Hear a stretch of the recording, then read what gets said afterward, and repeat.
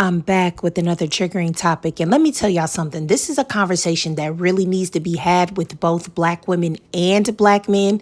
And I know nowadays attention spans are very short, but please just give me a few minutes of your time. And I promise you that it will be very educational and worth it. Please watch this and I'll be right back.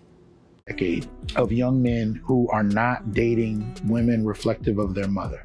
The first time I really noticed it was a woman I work with. She's a dark-skinned sister, has 2 sons and a daughter. So they took a Christmas photo. The mother's single, the daughter's single. Both of the sons had Latina wives. I didn't know her well enough to bring that up. She hasn't said anything publicly about it that I know of, but I'm looking at this photo and then I see another one and then I see another one. And then I see one in the mall. And when I start really engaging these young men who are the same ones in my classes, they're basically saying the same things I heard individual males say when I was as young as 4th and 5th grade. It's dismissed as a sexual, fetishized, white supremacist oriented, you just want someone with light skin with long hair kind of thing. Nobody actually asks these young men why they're doing what they're doing. And when I ask them, the conversations we have are rarely, if ever, about long hair and light skin. More than often, it's about, she's nice to me. She talks to me. She doesn't talk at me. She doesn't try to control me or tell me what to do. Because again, that has to do with the socialization of men and women, male and female in the Black community. We come out of a dynamic where the head of household is more, in the last half century, has been female. Now, as if what this man said wasn't troubling enough, I'm going to read you guys a few of the comments from some Black men that were underneath this video, and then we're going to get into the educational part of this video. Now, you see a Black man named TGO Sketch that says, "It's amazing a doctor who specializes in Black men and relationships is explaining his research." Now, this next part, I'm assuming that he meant some Black women are coming and arguing with their feelings and opinions.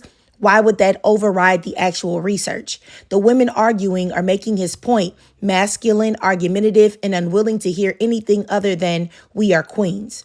Now, another Black man here, Greg Weeks, says, "Facts. In many cases, and even the sweet ones will warn you about how crazy they can get. Pretty disheartening." Then we have another Black man who says, "Latinas in general know how to treat a man." And I'm not even going to get into the rest of what he said because it's just pointless, but y'all can pause to read it if you like. Then another Black man here, Pretorius MD, says that light skin, long hair nonsense is an excuse Black women use to make themselves feel better about the fact that Black men choose other women because they get treated better elsewhere. It's that simple. Yet for some odd reason, they can't seem to grasp that. Now I'm going to read one more comment from a Mr. Will White 84 that says, "I'm 39. I've only dated Latina and mixed women in the last 14 years. It's not about what Black women aren't doing as much as it's about what Hispanic culture is doing in my experience, whether it's girlfriends, Latina friends, associates, etc. It's just easier to interact with them. Until the rise of Kevin Samuels, I was so checked out with American Black women that I didn't even realize how disconnected I was to them from a value standpoint. I have far more in common with Hispanic women than Black women, even as a Black man." Now, there is so much to unpack and debunk here that I don't even know where to begin. So I'll just go point by point. Now, this so-called doctor who put the blame for the disloyalty, lack of self-love, and respect that Black men have for themselves, their Black mothers, and the Black women in their community right on the shoulders of Black women. He starts talking about the reason why Black men choose non-Black women is because all these other races of women are so very nice to them. They don't try to control them, tell them what to do, or talk at them. Well, let's get into why that is BS. Well, it's BS because Black men have the highest divorce rates of all men. And to take it even further, when they date interracially, that rate goes up even higher. Well, what do I mean by that? Well, I mean when they marry a Black woman, of course they have a divorce rate. But it goes up exponentially higher when they marry these other races that are supposed to treat them so fantastically and be so perfect. Now, the white woman, Black man, and let's be clear here, a lot of Latino women identify as white on their paperwork, so a lot of them can be included in these figures, but I digress. This white woman, Black man combo is the pairing that is at the highest risk for divorce. So something in the milk isn't clean. If all you need is love and these other races of women are treating you so right, then why are they divorcing you? Because we all know that women file for divorce the most. And we didn't even get into the anti-blackness that a lot of black men experience from these non-black partners that are treating them so very well. And then let's not talk about also that if black women are truly the problem, then why is it that when black women date out, their marriages normally are successful and they have lower rates of divorce? Now let's get into also how any race of woman is at an increased risk of becoming a single mother, dating or marrying black men. The majority of white women, over 85%, that have children with black men are single mothers. Now, you guys in my comments always tell me that you want logic, reason, facts, and data over emotion. You say that that's all you need to hear, correct? Well, let's go ahead and do that today. Let's use logic. Now, if you say that all you need is a woman to cater to you and love you, and you're going to be the best man ever, and you're going to be loyal and faithful and treat her like a queen, and you're going to live happily ever after, then why is it that when you get with these non-black women, they have horror stories about your treatment of them and they leave you or divorce you? Something's not adding up. It sounds like a you problem, right? And that isn't my feelings. These things can be backed up by data and numbers. Now, then this doctor goes on to say that it isn't about light skin or long hair. How could it be when black men historically have put down dark-skinned black women and talked about their kinky hair, or just put down black women in general and made them feel like they were beneath non-black women? Women have been talking about this for literal decades. Shout out to James Earl Jones and Sidney Poitier and Chris Brown and a lot of the regular black men on your corner that you know. Let's talk about Angela Davis, who was interviewed in the 1960s and talked about how black men were telling black women that their afros were ugly and they looked masculine and they wanted them to be more like white women. Or let's talk about how we have these NFL athletes and regular Negroes too, talking about they want more light-skinned babies. Let's talk about all these Karens that question you, disrespect you, call you racial slurs, or the white women that become involved with you, but they will still weaponize the police on you or lie on you the moment you make them angry. Shout out to Jonathan Majors. Or let's talk about how there are TikTok lives right now discussing black women's hair and looks for hours and comparing them to other races and showing how a lot of black men simply have internalized self-hatred. They hate themselves, so they also hate black women, which are a reflection of them. Then he goes on to say that the head of the household in the black community is female and put the blame on that. But it's like, do you think that black women want to be the head of the household? Do you think they want to be the leaders or run everything? Or do you think that black women also would like to have an opportunity to rest in their feminine? And what's funny to me is that when they put these other races of women on a pedestal or talk about their ability to be feminine, they neglect to mention that those women have men who are the leaders of their respective communities. Those men are working. Those men are providing. Those men aren't having 50-50 conversations. They are uplifting their women and not calling their women unattractive or fat all the time. And let's keep it a buck here. The Hispanic and Latino community, no shade, also has a very big problem with obesity, statistically, all right? But you don't hear their men calling them fat all day long in front of the world and throwing them away because of it. But I think that we do know who is doing that. Now, black men are the least employed race of man. And black women, on the other hand, are the most employed race of women.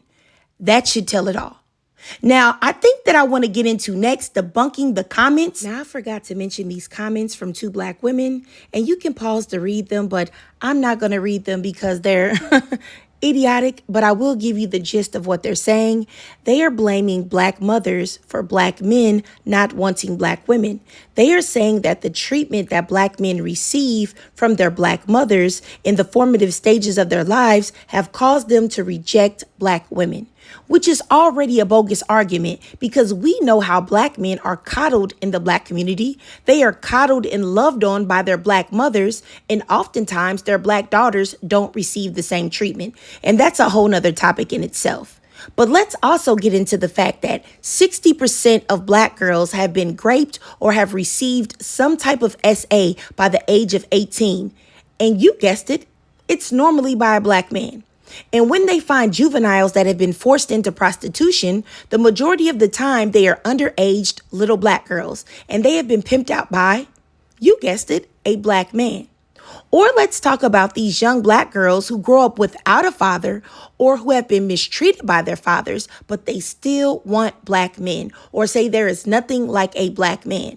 Why is it that black women are able to separate their life experiences and not stereotype or generalize black men as a whole? Or why is it that black women can have these negative experiences with black men but still desire black men? But black men are somehow unable to do the same. Now let's get into the comment that was left by Mr. Will White 84, who said that he is 39 and he has dated Latina and mixed women for the last 14 years instead of black women because they are so much easier to get along with. Lies, lies, lies. Because if these women are so fantastic and treat you so well, and you're just this lovable guy looking for love and affection, then why haven't you found a Latina queen in your 14 years of dating? Why don't you have a wife? Why are you 39 and still dating and having failed relationships with these quote unquote perfect women? And that's a problem because a lot of you men are clearly delusional. You say that these women are the best and they're wifey material, yet you've been dating and running through these women for years and years and years and years and have no wife in sight.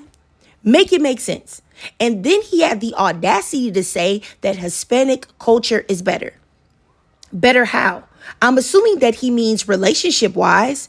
And this is the problem with a lot of black men that idolize and uplift other groups over their own with doing no research. Hispanics have the second highest rates of divorce, 46%. So if everything was perfection over there, then why do almost half of all of their marriages end in divorce? And this isn't shade to the Hispanic community. It's just that nobody is perfect. And a lot of times these black men feel like everybody is perfect as long as they are not a black woman. And what's crazy is that this man feels as if he can divorce himself away from black culture.